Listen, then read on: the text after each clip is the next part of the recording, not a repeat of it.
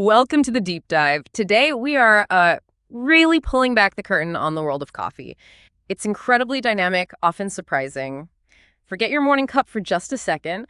Let's talk about the complex forces that shape, well, every single bean, every price right now. We've actually got our hands on a fresh market update. It's dated July 19, 2025, and it details some truly fascinating shifts. We're talking global markets, local markets, the whole picture. So our mission, it's pretty clear. We want to quickly distill the most important nuggets, the key knowledge from this update, really help you understand what's truly driving the coffee market, from those big global trends right down to, specific local impacts, the ideas. You get informed, but without getting bogged down in all the jargon.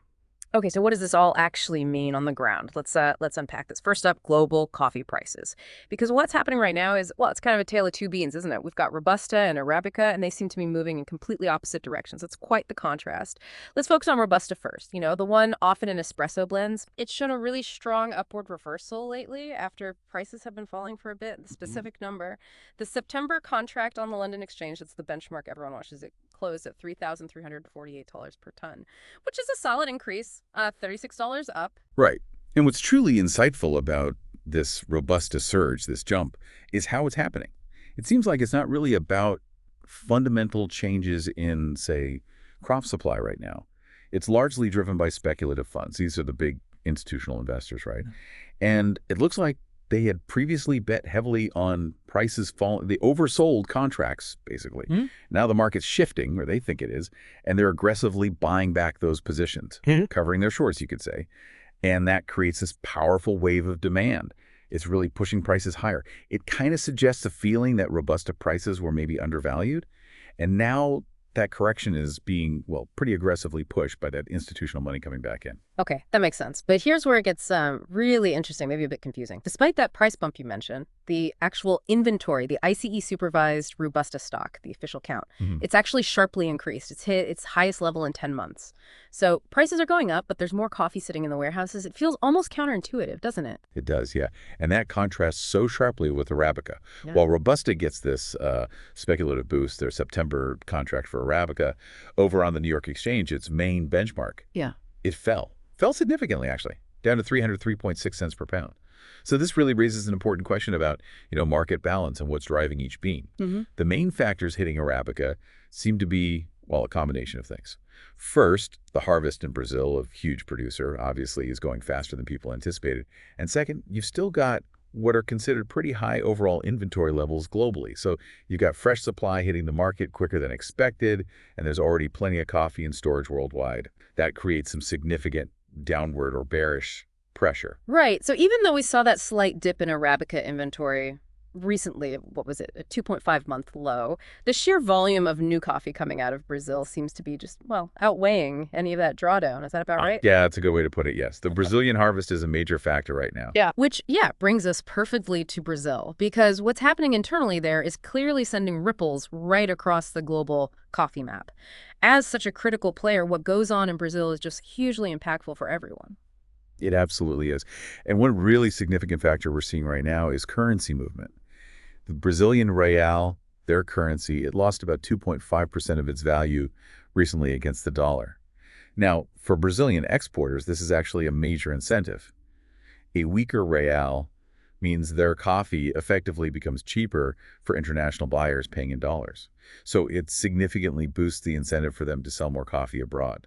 This currency play is it's a powerful force in commodity markets like coffee. And that ties directly into the supply picture, because their harvest is also moving really quickly. You mentioned the Robusta harvest there is nearly done, you said? Yes, almost complete. And the Arabica harvest has hit 77% completion. That's notably higher than their 5-year average, right? Which just tells you how fast that new supply is coming online. Exactly. And if we connect this to the bigger picture, the forecasts, Brazil is expected to yield over 65 million bags this season. That's a really impressive production number.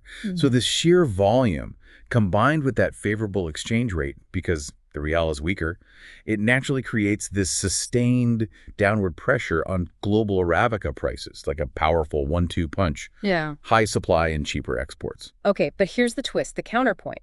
And this is a detail that really complicates things, I think. Despite all this great production, Brazil's exports are actually being hampered. They're facing some serious challenges. We're hearing about things like a lack of equipment and significant port congestion, logistical That's a issue. crucial point. Yeah, it doesn't sound like just a temporary glitch, right? These bottlenecks, they could signal a more systemic challenge for the global supply chain if they aren't sorted out. It means, the coffee might physically be there, harvested, but getting it out of the country and onto ships efficiently, that's proving to be a real hurdle right now. It impacts everyone down the line. Absolutely. It's a reminder that production is only one part of the equation. Logistics are critical. Okay, so while Brazil is grappling with getting its huge harvest out to the market, let's pivot. Let's look at another powerhouse, especially for Robusta. Let's talk about Vietnam. What's the story emerging from their domestic market right now? Well, the headline there is that domestic coffee prices in Vietnam are soaring, really taking off. We're seeing them trade in a range of 93,500 to 94,000 Vietnamese dong per kilogram. Now, that's a significant increase. It's up 1,700 to 2,000 dong compared to just the previous day.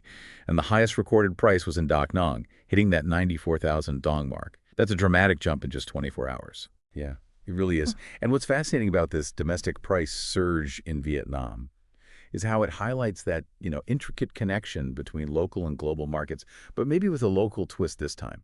It seems to be a combination of factors. You've got stable export demand, so international buyers are still actively looking for Vietnamese Robusta, but that's coupled with pressure, perhaps indirectly, from those global inventory levels we talked about.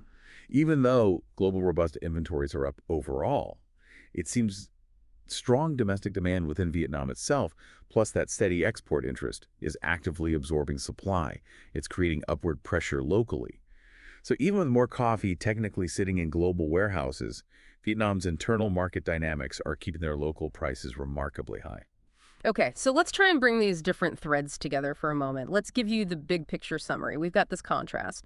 Robusta prices are up, boosted by that speculative buying, even though inventories are high, versus Arabica, which is under pressure from Brazil's fast harvest and cheaper exports due to the weaker real. Then there's Brazil itself.